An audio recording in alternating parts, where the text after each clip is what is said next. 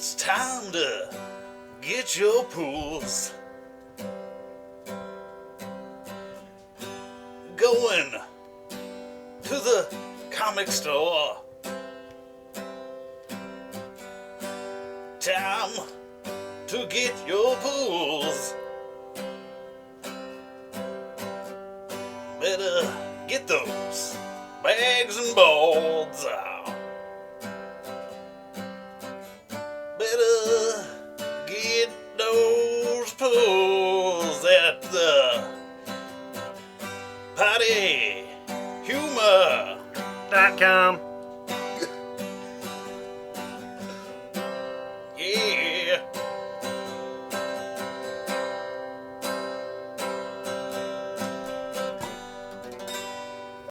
Coming to you live from the pottyhumor.com studios, it's Getchyapulls. Getchyapulls. We're going to get your pulls, number 61. The number of the true home run king. Fuck those steroid guys. Oh, well. Just kidding. My favorite of all time is Barry Bonds. Steroid hater. I was about to say. I love pro wrestling and comic book heroes without steroids, and those guys would suck.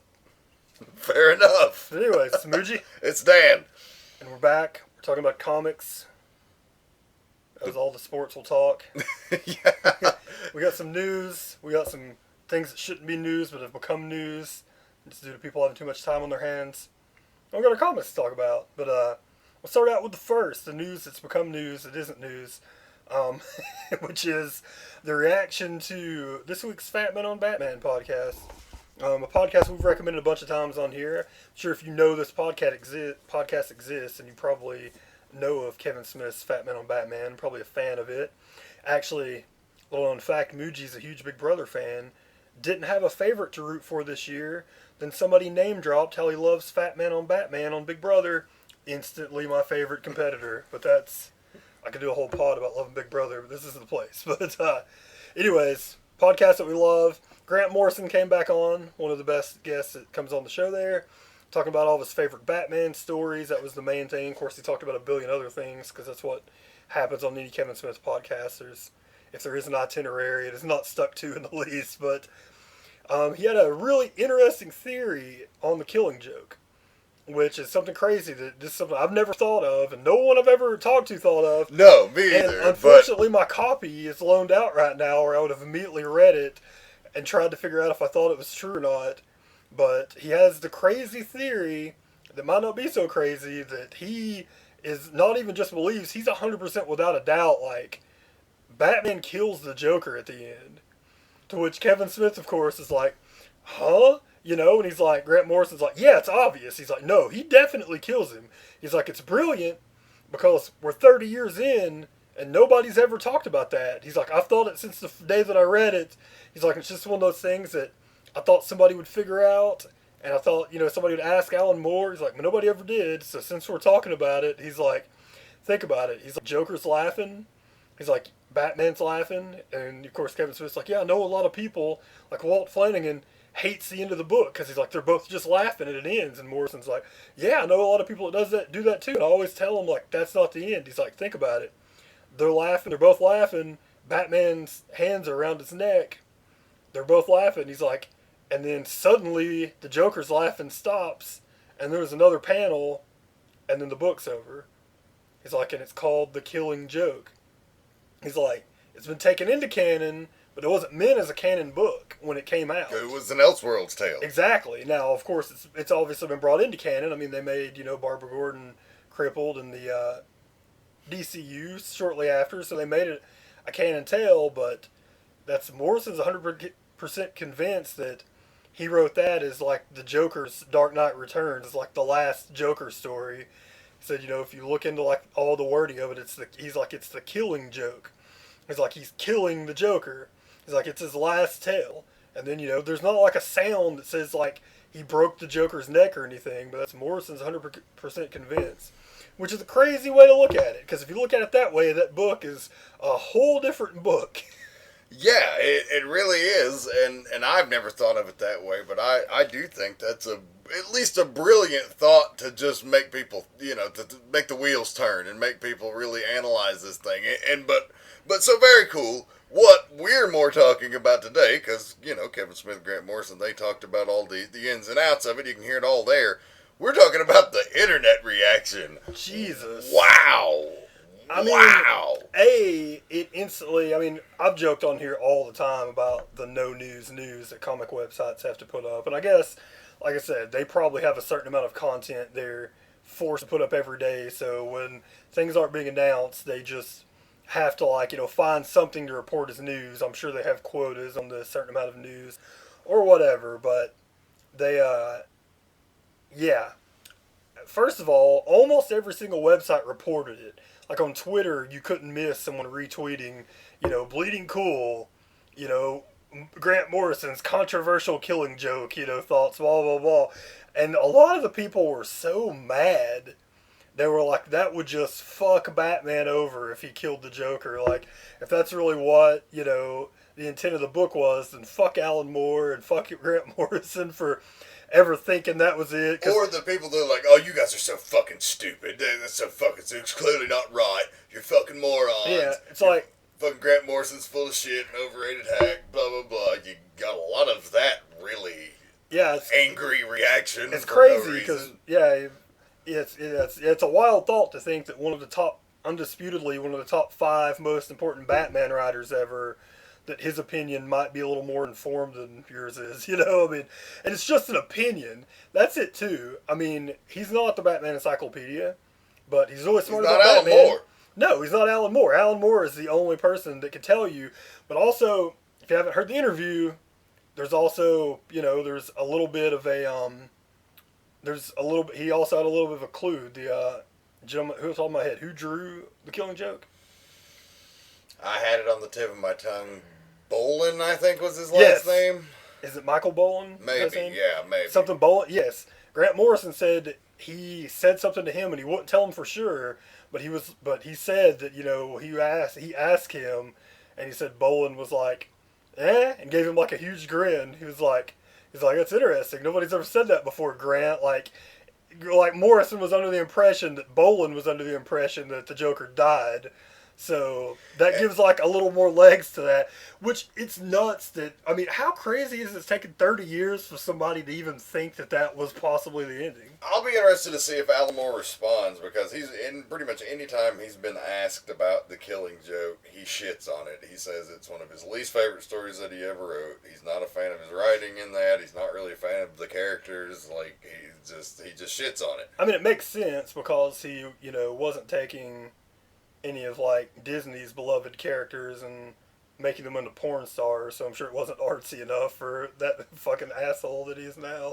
But all those motherfuckers, one of my least favorite things of all time is the old guy. And Alan Moore is one of the guys that, at least to his credit, he's sticking to his guns. He's never been forced to embrace, but fucking everybody, man. William Shatner thought Star Trek sucked until he needed to make money off of it. Now he's embraced it. Almost fucking everybody. Adam West never shit on Batman. He tried to distance himself, but he never was like, that's some bullshit.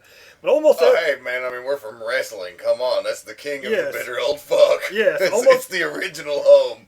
Not to mention like all these guys who want to be doing something else, man. If you, another book I've recommended 1,000 times, but Marvel: The Untold Story by Sean Howe has great interviews from magazines and stuff. Like Stan Lee in the 70s when he was really stopped writing like a lot of the comics and was moving to Hollywood and trying to get the films made and stuff, like shit on comics then. He said he never wanted to be a comic writer. He always wanted to make films, and he really feels like doing comics is like underneath him, and he thought that, he should be a novelist. And people, I don't know, man. I think once people like, a lot of times it's weird because it is the people that are the masters of things, such as an Alan Moore, that later like become like bitter. Maybe just because they've done everything they can do and are just like, maybe it is simply because it's so easy for them. They're like, that's child's play, so that's nothing. But it also is interesting. Another point is that Alan Moore and Grant Morrison, generally when they bring each other up, Alan Moore hates Grant Morrison from what I can tell. So it would be interesting to see if he would even like be like, oh yeah, Grant Morrison crack the code, or if just out of sheer spite, he'd be like, dude, fuck him. I'm not saying if it is or isn't, but fuck Grant Morrison. So, I don't know, but it's interesting, and like I said, I mean, it's a really interesting thing that was like something that I thought about, like immediately. I listened to that podcast before the news, it became news, and immediately in the podcast, I was like, oh shit, and looked over at my bookshelf and was like, fuck, I loaned that out. Well, if you go to comicbookresources.com, not to give them a plug, I mean, it's a good site. I get a lot of my news there, so I mean, it's fine. I will give them a plug. Yeah, we're no competitors fine. there, Yeah, so we're fine. Fuck it. Yeah, give them a plug. Comicbookresources.com. They actually posted the panel for you to take a look at yourself if you don't have it handy. If you're like Muji and you loaned your book out, you can go over there and they actually lay out the entire last page of The Killing Joke, and you can analyze it and make your own decision. Yeah, but it is wild, as is everything with comics, as we've soon learned. I mean, we're lifelong wrestling fans, so we know the wrestling nerds we've always thought of as being like just the absolute worst on anything.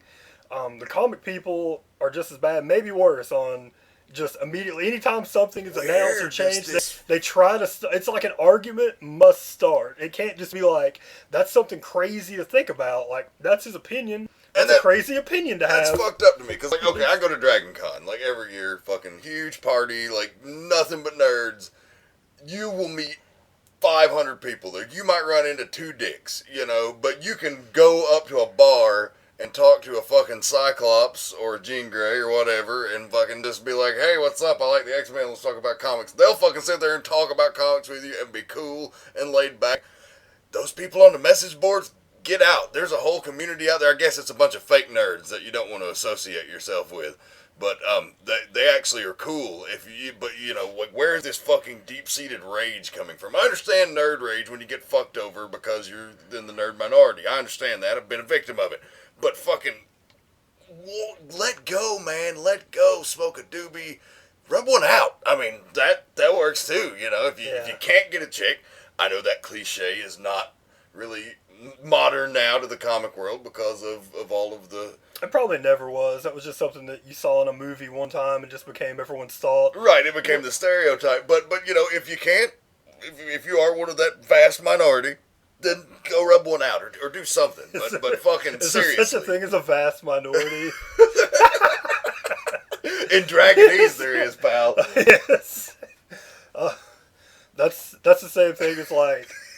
That's the same thing as like in America, how white people are no longer like the majority, but we call everyone else minorities. Right. That's the vast minority. But yeah, that's crazy. But anywho, we'll move on from that because we could bitch about that for hours. Oh yeah. You go back to the archives. You want to hear more bitching about that? Just listen to every other episode we've ever done, and we do. But we'll move on to some more news. A sad thing for me. Matt Fraction, as speculated on and as predicted by Muji a couple months ago when it was announced that he was going to be writing the new upcoming Inhumans tale. Ask the great Muji to look into his crystal ball. Yes, or just go back to, I think the last time Todd was here, whenever that was, is when we talked about it. And as I was very scared that he would end up dropping both of those, I remember even my prediction was, hope he doesn't drop Hawkeye. And I was like, well, he's got all these Image books coming out. I bet it's more likely he just drops both the Fantastic Four titles, and he is.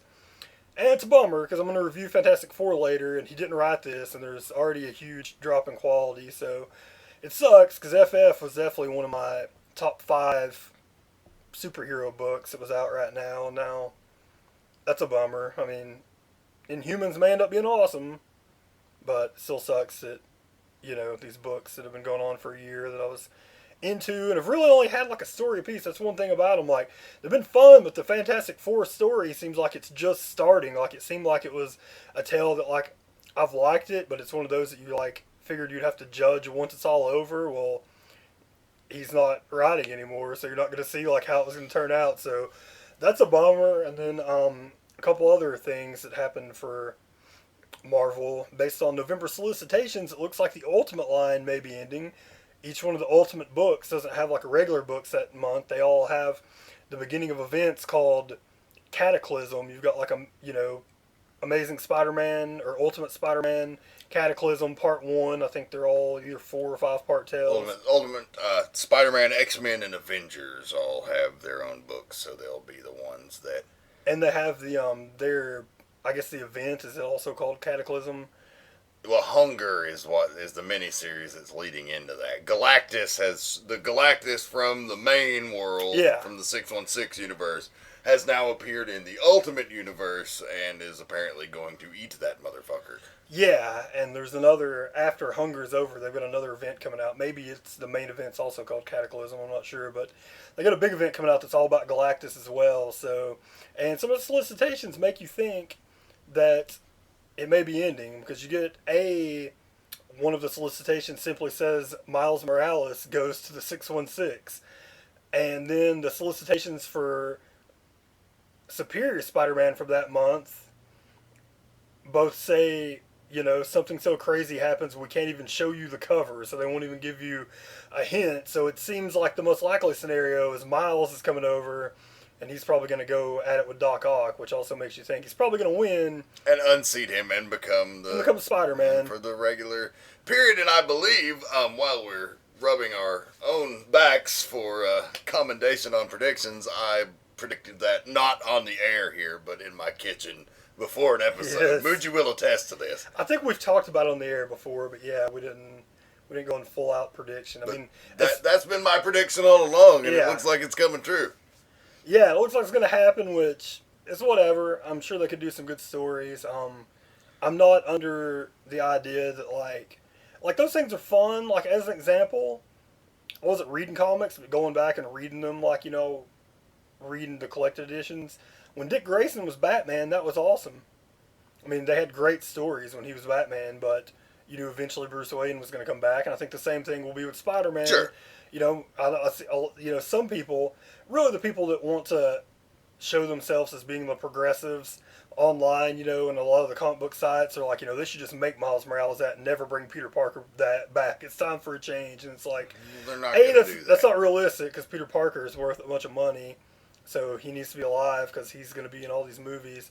And there's a new unidentified spider hero also joining the Mighty Avengers in those solicits. So one has to wonder if one it's also gonna be thinks him. that maybe, you can always bring Peter back and just call Miles something different. He just doesn't have to be Spider-Man. He can be something else with spider attached. Like, that's one of my things too, is, man, I think it's lazy. I mean, I think, it's just all opinion, but my argument for everyone that's like, there needs to be diversity in comics, which I agree. There definitely needs to be. It's going to help comics and make it more Everybody interesting. needs a hero. Yeah, absolutely. Exactly. And even for somebody like us, I mean, we're, old white guys or middle-aged. I guess not. We're still young. We're not fucking middle-aged yet, but we're creeping on the 30. Fucking underside. But yeah. I mean, we're white, straight men that live in America. So obviously there's way more heroes that, are like us than there are anybody else. But I mean, even I want to read diversity. Like, I love Batwoman. She's a lesbian character, and her stories are interesting because she's got different stuff than anybody else. There's lots of characters. I mean, they do that, but like I said, I mean, she's a character they created to fill the void. I think it's a lazy way out to say we need to get rid of, some of these people and just change them. I don't want someone to come back and now all of a sudden they're Middle Eastern, go Green Lantern style. Just add people. You can have another Green Lantern who's also black, another one who's also... Yeah, they've proven this universe is big enough to do these kinds of things. And, one thing I've seen, a lot of fans have actually suggested online that I would not have a problem with at all, at least in the short term. Peter's putting the suit back on eventually, no matter what.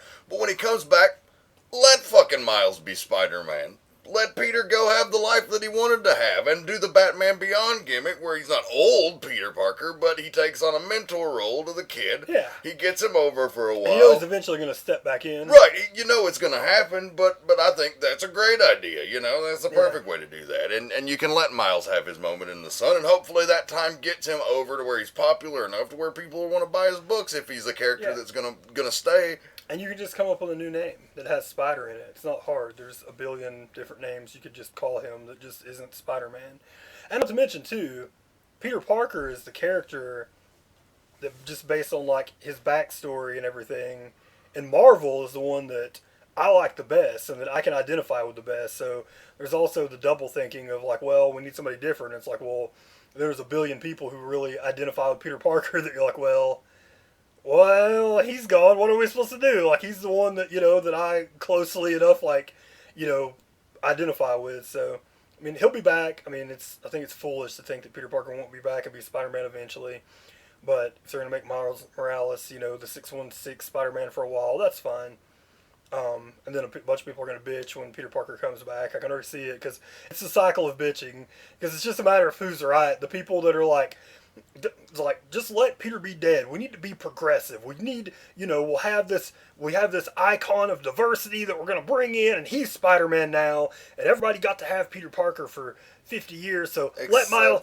there's a fucking $1 billion worth of movies coming out about Peter Parker. And when they make Miles Spider-Man, those people are going to be like, see, we told you. This is the way to go. It's better. And then when Peter Parker comes back, those same people that are all about like being open-minded are going to be like, well, man, what the fuck? I mean, they're just shitting on this great opportunity. Oh, I can't believe they did this. So there's going to be double bitching. Yeah, you can't win them all, guys. Double bitching. You can't win any, actually. But, yeah, but moving on, the only other big announcement, Captain Marvel, a book I like a lot, which I guess maybe I should just buy every month instead of waiting on the trades, and maybe this won't happen, but it's not solicited for November, so you never know. I mean, sometimes books get behind, or sometimes take a month off. If they're having an event, maybe they're not there. But it's not a great selling title. It's one that people were scared was going to get canceled, and it's not in the solicits for November. And I believe that issue 18, which would be the perfect ending spot for a story, comes out in September. So very scared that's going to be gone. I hope not. Kelly Sue DeConnick doing awesome. I've really liked the first 2 trades I've read of it. Carol Danvers seems like she has the potential to be the Marvel Universe's Wonder Woman. If they're going to make a movie that's just built around a female lead, she seems like she could be the perfect one for Marvel to do that with. So we'll see, but that'll be a bummer if that gets canceled. But that's it for the news. So we can talk about some pulls. Time for pulls. Did you get them? Got plenty of pulls this week. Oh, yeah. Sorry, Fantastic Four number 11. Not much to say except for it's a continuation of the story that's been going on. And Fraction didn't write it. He co-wrote it, which, you know what that means, that he probably didn't write hardly any of it. Because why the hell else would you have a co-writer on a book that you're writing every month? And it was okay. I mean, it wasn't like an awful comic, but it's like noticeably not as good. The dialogue, the interaction. The thing that Fraction's really great at, which is, the interaction between the characters and the great references that he makes, that's missing from the book. The Fraction part is. It's still a fine story, but it's missing. So as I said before, it's going to be real tough, which sucks, but it's going to be real tough for me to probably keep those books. There's new stuff coming out. I got a bunch of books added, so we'll have more stuff to review. Also means Amazing X-Men that I was teetering on might get picked up, because I bet it's going to be awesome. Yeah, I know. I don't see how they're going to keep all those X-Men books going, but that's another bitch for another time. I know Jason Aaron came on and said, no, Wolverine the X-Men isn't being canceled. No, I'm not leaving it. I'll be writing both these books for a while, as long as they let me. So he's Bendis in it. I wonder if he's leaving. He said he's not leaving Thor either. Not leaving Thor. He said he's not leaving Thor either. So, I mean, if you think about, that gives him 3 books in Marvel, and then also, he's only got really the one Image title. I mean, if you think about, which hasn't come out yet, which he's going to be ahead on. I mean, if you think about previously, he was writing, for Vertigo, Scalp. Yeah. And had multiple books. Yeah, I guess it really isn't outside of his normal schedule. If you think of the fact that Bendis generally has like 5 to 6 projects going, if Jason Aaron has 4, then it's probably something he can handle, especially if one of them, like I said, is an Image book that you can pretty much do at your own pace. Yeah, it's going to be hard not for me to get that Amazing X-Men, honestly. Because, if you get it, I'll probably stay away, just because... it says November.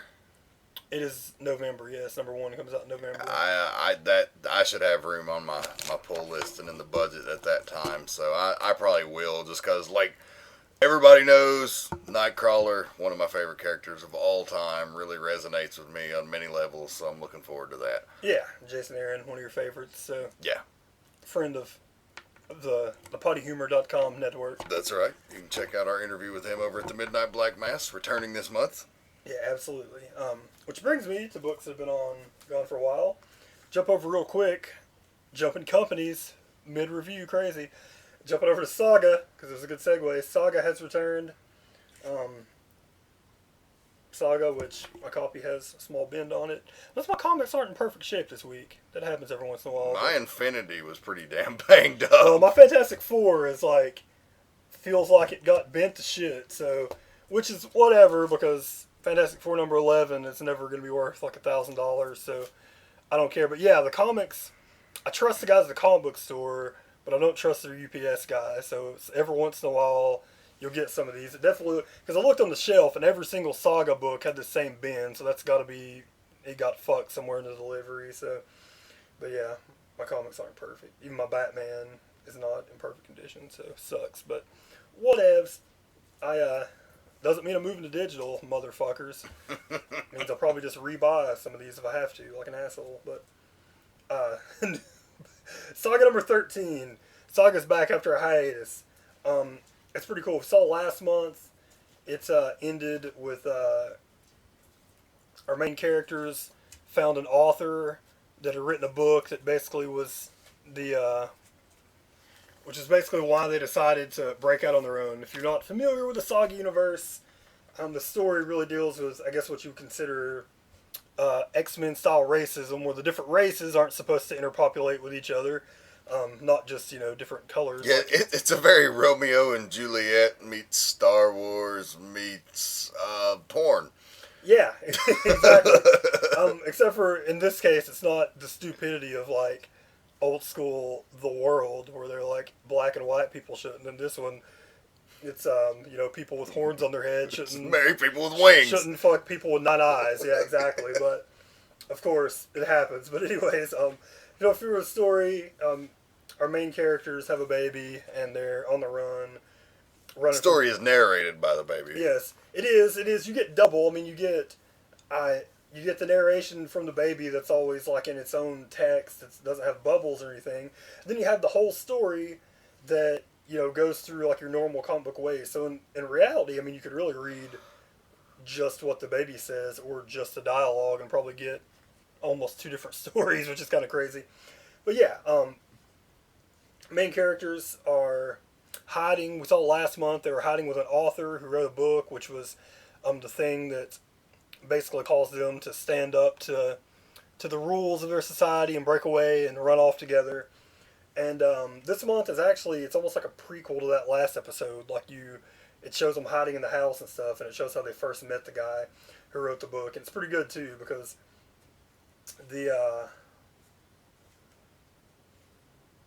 Marco's mother, who's with him, reads his book and is like, "This is horseshit. Like, I can't believe this is what caused you guys to revolt against the government. Like, this is just a piece of shit book for teenagers. Like, you've read too much into this. You've really fucked up."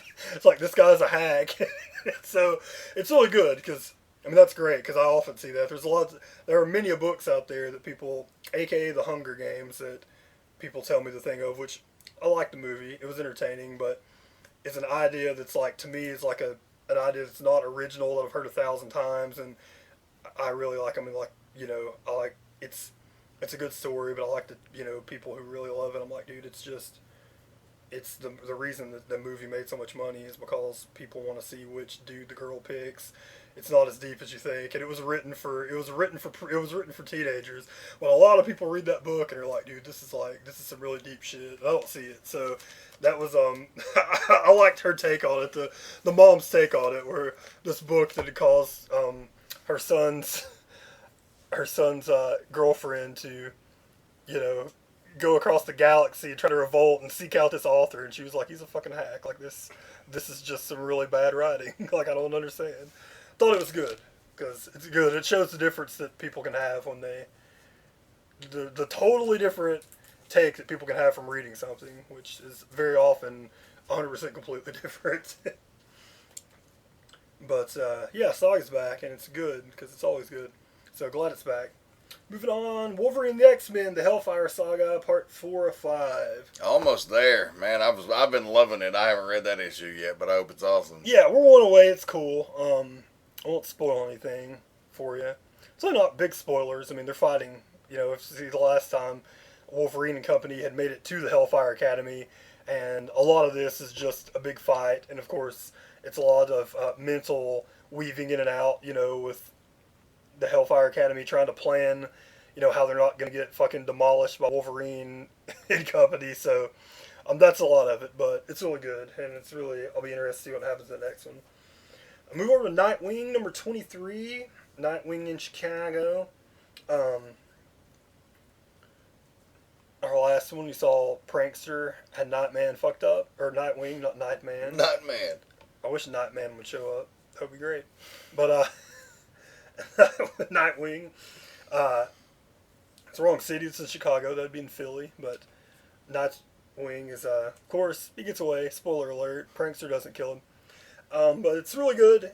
You get to find out in the issue, basically it becomes common knowledge to all involved that Tony Zuko is alive, and everyone's like, what the fuck, and then at the end of the issue, Nightwing comes face to face with him, so we get to find out finally how it's gonna, what's gonna happen when, in the next issue, Great. That story's been awesome. I really Chicago totally revitalized the book. It's been great. I just love the book from the beginning. Really, I think it's like probably the most underrated DC book because people don't go out of their way to slobber over Nightwing, but it is really it's really great. I mean, if you love the Batman universe, it's part of that, but in true Dick Grayson fashion, it's like taking his own thing and just fucking owned it. It's been great. It started out really strong, like the first was. They've had some artist changes over the past few, so that's kind of made it weird. It did a great job, probably of all the books. I haven't read Batgirl yet, but I heard it tied into Death of the Family really great. But Nightwing tied into Death of the Family, and the Court of Owls it tied into really great. And then kind of in between, I felt like in between those arcs, they only had a couple of issues, so it was so-so. And since Death of the Family, the first couple of issues after that, when they had just totally different artists, one of them who drew the book, remember fucking 1991 style, where there was Nightwing one issue looked like a that Hercules. there wasn't all that. There was great. a couple that were okay, but now that they've been in, it's gone from being pretty good to it's been really, really good since he moved to Chicago, and it's kind of in his own universe. So, and they've made good use. The Prankster has been a really good villain in these issues too. So, yeah, another good book to read. And a lot of people like to pick teams on comics. So the people that shit on DC, I'm like, there's plenty of DC books that aren't that great, but man, there's a lot that are really good. Nightwing's one of them, so I don't get a lot of the hate. Just as we talked about last week, which I've heard a lot of people actually since last week talking about, which is good, and agreeing with our opinions of why did people get so crazy over the Justice League 3000 artist change.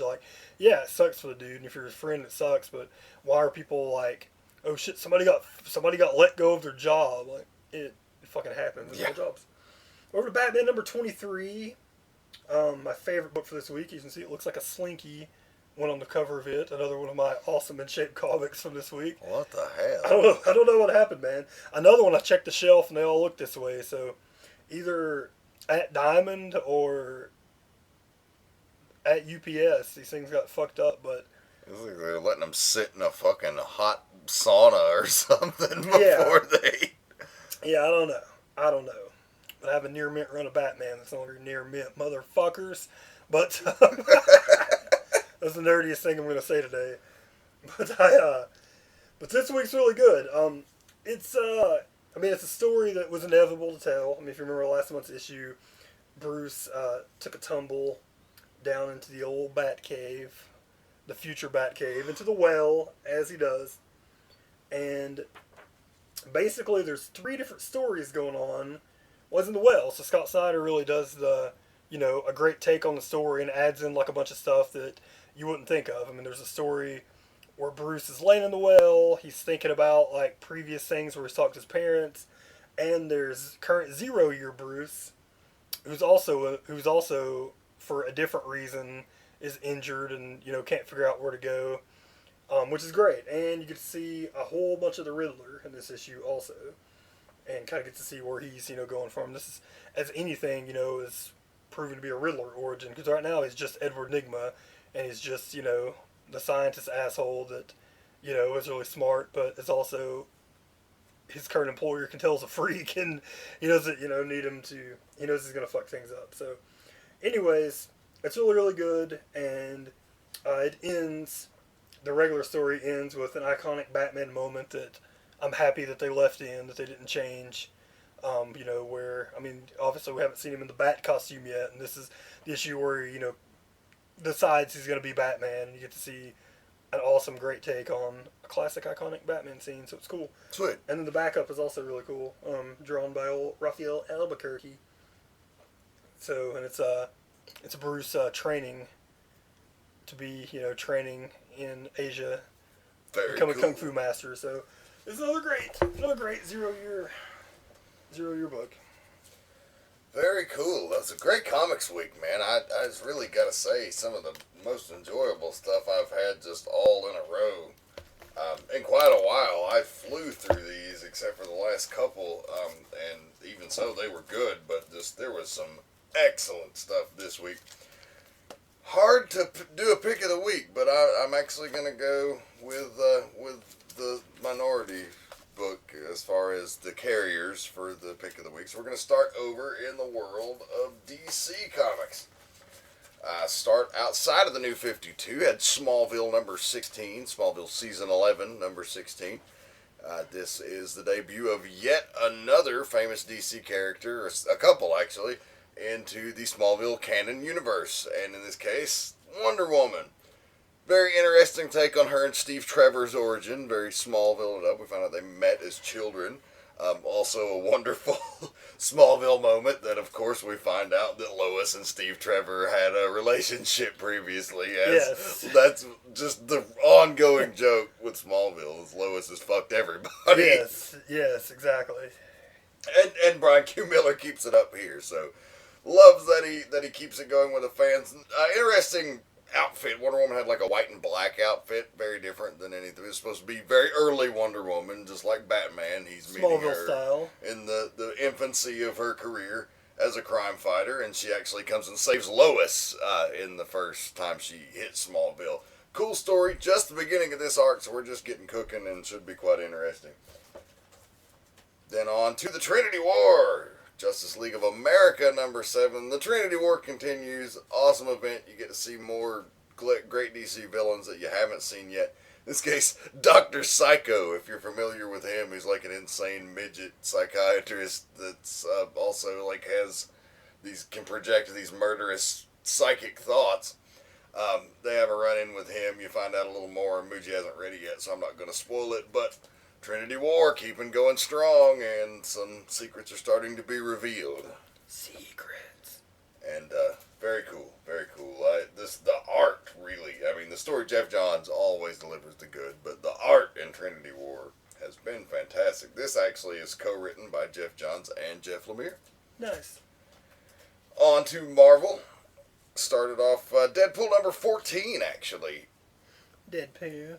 The beginning of the third arc by Brian Posehn and Jerry Dugan. That's a creative team that seems to be staying in place. Jerry Dugan actually got some more work. He's going to be taking over Nova coming soon. Nice. This actually was set up in the little buffer issue where they went back with Heroes for Hire last month, and it was a lost issue from the 70s, quote unquote, that Deadpool was in. And the villain that's in that is a guy in a pimp suit named the White Man. Nice. And so they froze him at the end of the issue. In the 70s, he becomes unfrozen in the modern day and goes after Deadpool and the Heroes for Hire, and which is just, it's a one-shot issue. Like, the new arc started, but it's a beginning and end. The Heroes for Hire aren't going to be with him every month. It's like they introduced the White Man, they ended it. They even showed what happened to the White Man 3,000 years in the future.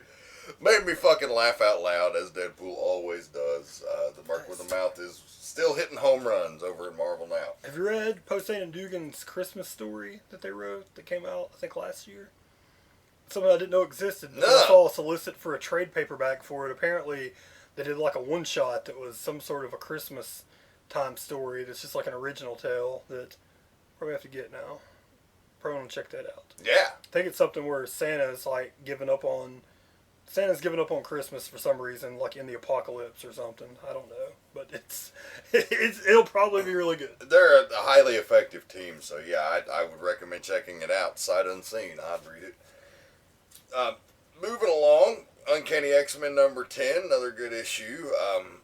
The Bendis team, which he's picked here for this particular ongoing, is the Cyclops heavy team of the Rogue Mutants. Find out a little more about Magneto and what's going on with his whole double agent business. We see his little secret meeting with Maria Hill. Cyclops is still training some of the other mutants, and then funny enough, like little does he know, while they're all doing this amongst the counterculture community, Cyclops has become a bit of a martyr. And so all of these pro-mutant rallies are starting to embrace him as a figurehead, as a sign of somebody that kind of got wronged by people. Even though he fucked a bunch of shit up as the Phoenix, there's a lot of sympathy for him, it seems. And so they actually hijack a protest rally that he has no idea is going on. It's pretty great. Find out the crazy new Sentinel's coming back.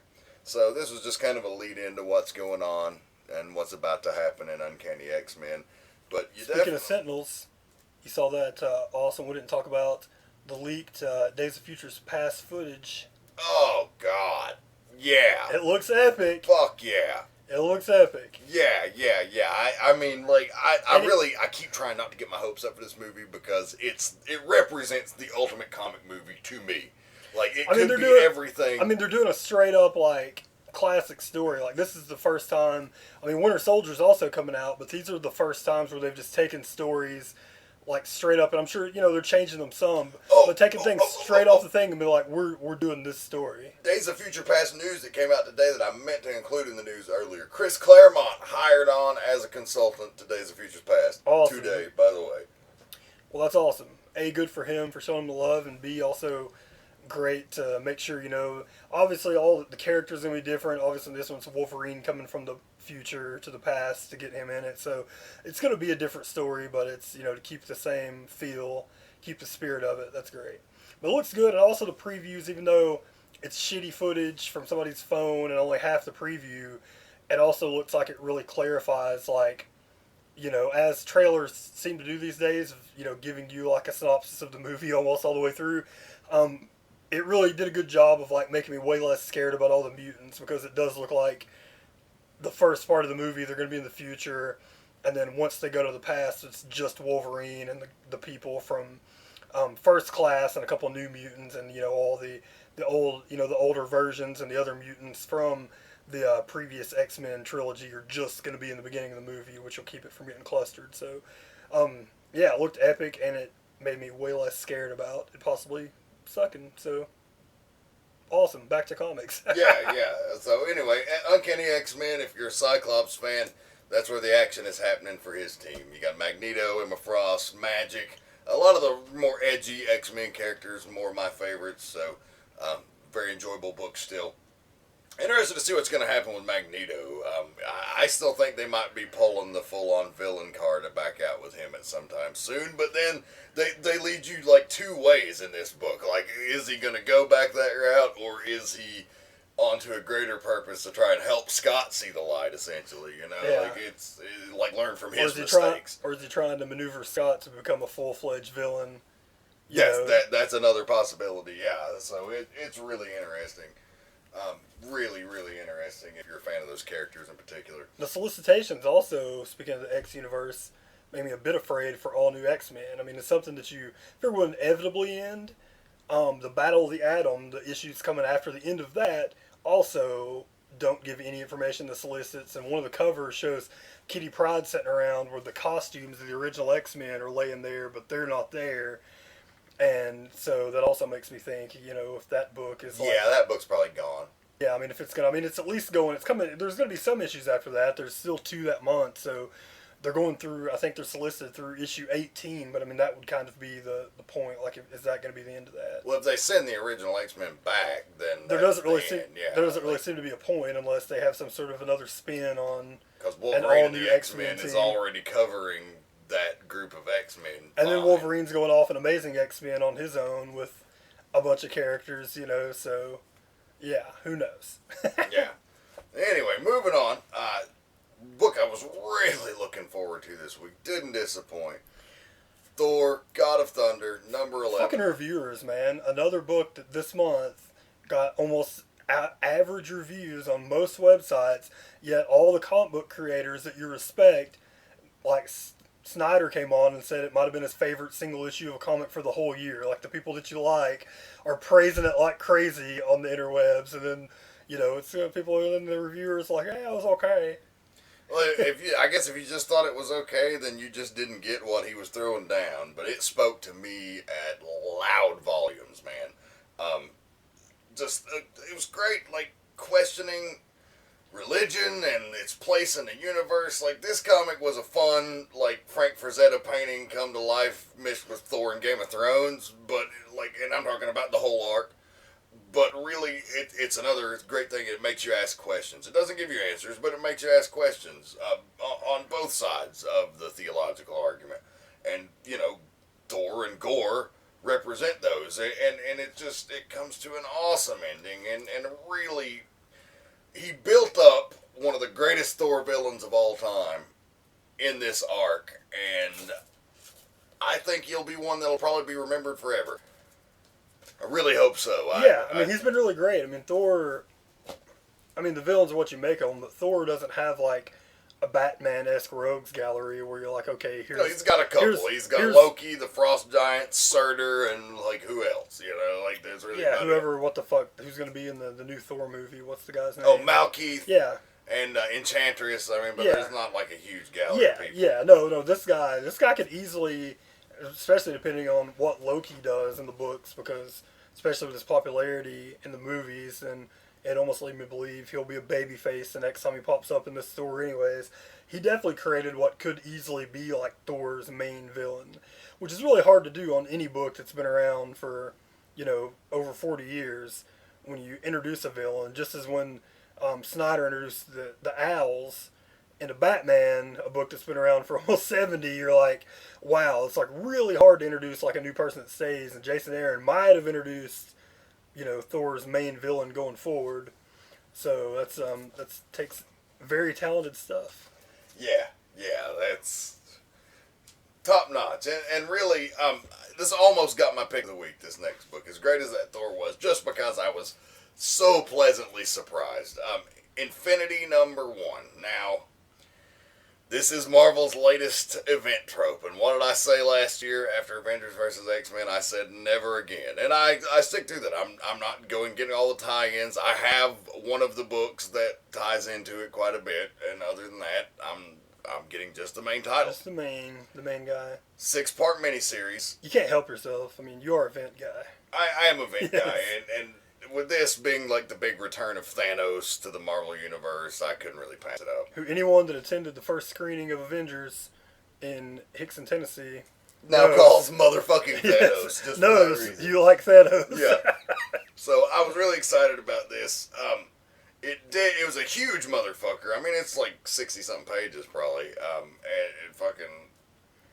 It does include the entire free comic book day comic at the beginning, but they at least give you a full extra comic and then some. Yeah, it's a high price tag at $4.99, but it was worth it. It really defied event conventions. Instead of going for all of the gimmicks that they always go for in these events, and just like kicking it off like a Michael Bay movie where everybody's fucking awesome, and you start the movie in the middle of a giant fucking fight and something major action related happens. This is like the anti-event in that respect. It's building this story in a fucking fever pitch of edge of your seat intensity. Like, you don't know what's gonna, shit is getting bad and it keeps getting worse, but it's that slow burn.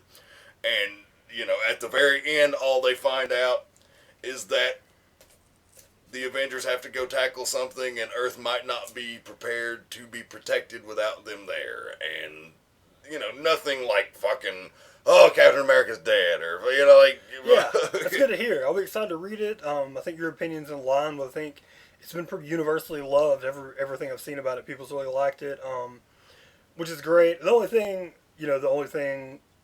that I would say to caution a little bit is that most of these events have started off with like a good first issue, but this one seems to be like everybody really likes it, and it seems like everybody, including you, obviously, is really hopeful that it seems like this is one that could sustain and actually turn out to be a really good event and not just a good beginning and end. A lot of these events have had really good beginnings and then eat you up for an extra 4 or 5 issues. That was kind of what Age of Ultron. Yeah, in exactly. was To get like you, that. to get you to the end, and then the end has been some people love it, some people hate it. That's kind of how Avengers vs. X-Men was. That's how Age of Ultron was. But Yeah, if this book stays the course, it's really on par to be the best event thing they've done. yeah, that's good to hear. I mean, you think too, they're also probably thinking with like these things introducing. I mean, with Thanos and all this, I mean, we know he's going to play a big part of the movies coming forward, and it seems like they really have been kind of testing stuff out, in the comics first. I mean, as you're seeing, like a lot of the movies that are coming out now are actually based off, pretty recent comic stuff, and there's, the rumor that when a Justice League movie does get made, it'll be based off Jeff Johns' recent work. So, yeah, I mean, it does seem like maybe they're taking a little bit more importance with these big stories just because. I mean, Bendis wants to get a piece of that. He wants to write a story they're going to make a movie out of. Oh, yeah, absolutely. Well, this is Hickman. Oh, it's Hickman. Okay, yeah. well, Hickman wants that cash, too. Everybody, yeah, sure. Everybody wants that, so that's great. So, something crazy I forgot to mention earlier, too, as I don't mean to go off topic again in pod, but I was thinking about Inhumans. I heard a great theory on the Inhumans. The reason they're getting a title, and the reason that it's important and important enough to take Fraction off Fantastic Four and FF, there's a big rumor going around that they're going to be introduced in place of mutants in the Marvel universe for just Marvel for their movies. So whereas they can't use the X-Men, they're going to call people Inhumans who have what they call the X gene, and they may introduce some of those characters and possibly bunch up some of the mutant characters that they actually might be able to use into like the same little bunch where Inhumans will play the X-Men spot. That's interesting. I was wondering who owned them because they really came out of Fantastic Four. So I've got to wonder if Fox doesn't own the Inhumans characters, but I guess not if that's the case. All those things are so like hard to tell, man. I think a lot of those are rights. I mean, like we've seen. I mean, the fact that Scarlet Witch can be used in both, and there's other multiple characters they say can be used in both. I don't fucking know. I don't think that they know either. But I guess I mean, who knows if that's what's going to happen, but that does seem like something that if they have an argument for that, then, they're going to make use of everybody. Well, like, it's weird, because, like, I think they first appeared in Fantastic Four, but... But then again, like, where did Thanos first show up in? Iron Man. Well, he was in Iron Man. There's other characters that have done that, too. But what I'm getting at there is that when they retconned their origin and explained everything, they were like, Kree...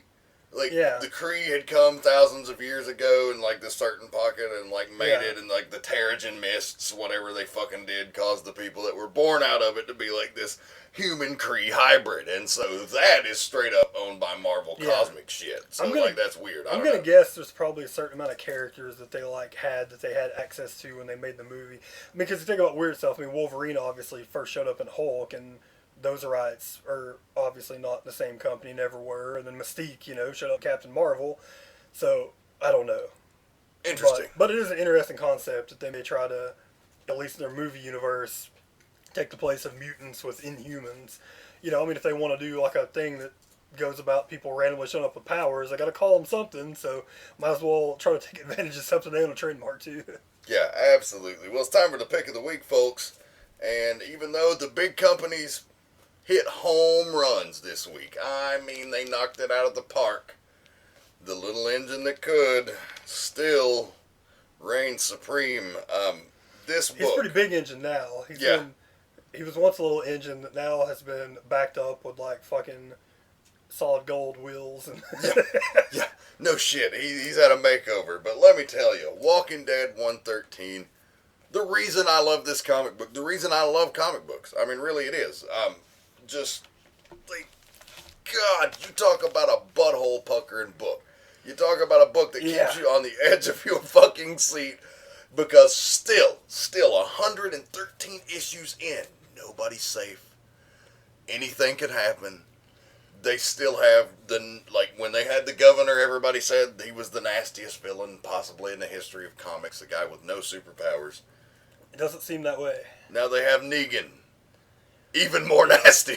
Yeah, fantastic issue, which Kirkman really played off the fact that, you know, people that discuss Walking Dead, you always assume, you're like, anybody could die, but the most unlikely is Rick, Carl, and then if anybody Rick and Carl, it's Andrea. Those are the people that you assume in the comic are always going to be safe. They played off of that, yeah, too. and they're the ones that were in trouble the whole time. They did a great thing.